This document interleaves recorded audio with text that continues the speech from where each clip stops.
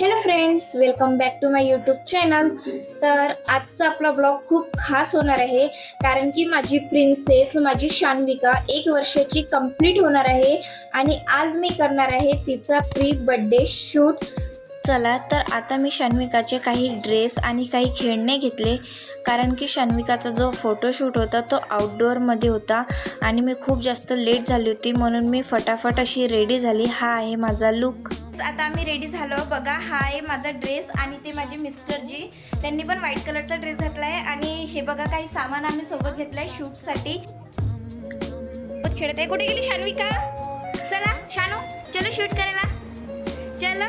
घरून तर आम्ही निघालो, कारण की आम्ही खूप जास्त लेट झालो होतो आणि जे आमचं फोटोशूटचं लोकेशन होतं ते घरापासून खूपच जवळ होतं.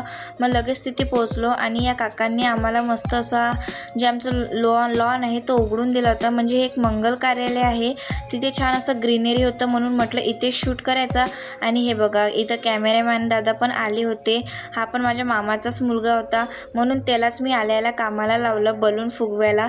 आणि इकडे शान्विकाचे आम्ही दोघं मिळून ड्रेस चेंज केला. आता तिला 2 ड्रेसवर फोटोशूट करायचा होता.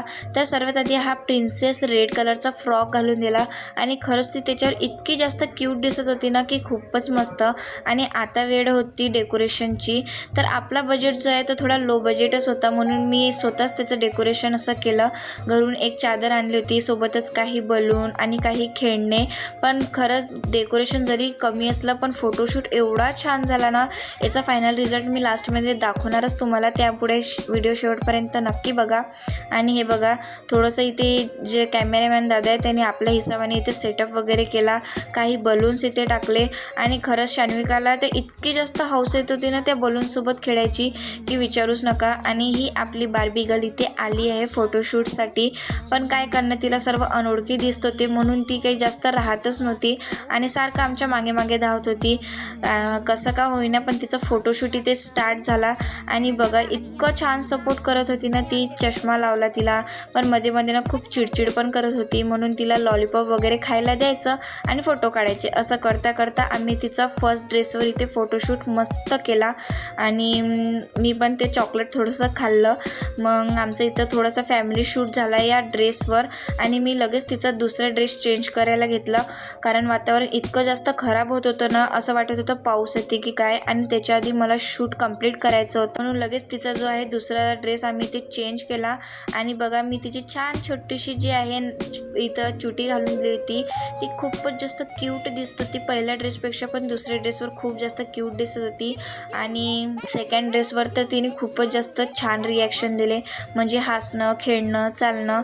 आता तिचा तर शूट झाला, मग आम्ही आमचा फॅमिली शूट असा मस्त कंप्लीट केला. आणि हे जे ड्रेस आहे हे मी मिशोवरूनच मागवले आहे ऑनलाईन. तर कसे वाटले कमेंटमध्ये ते पण सांगा. आता बघा, आमचा फायनली जो आहे शूट कंप्लीट झाला.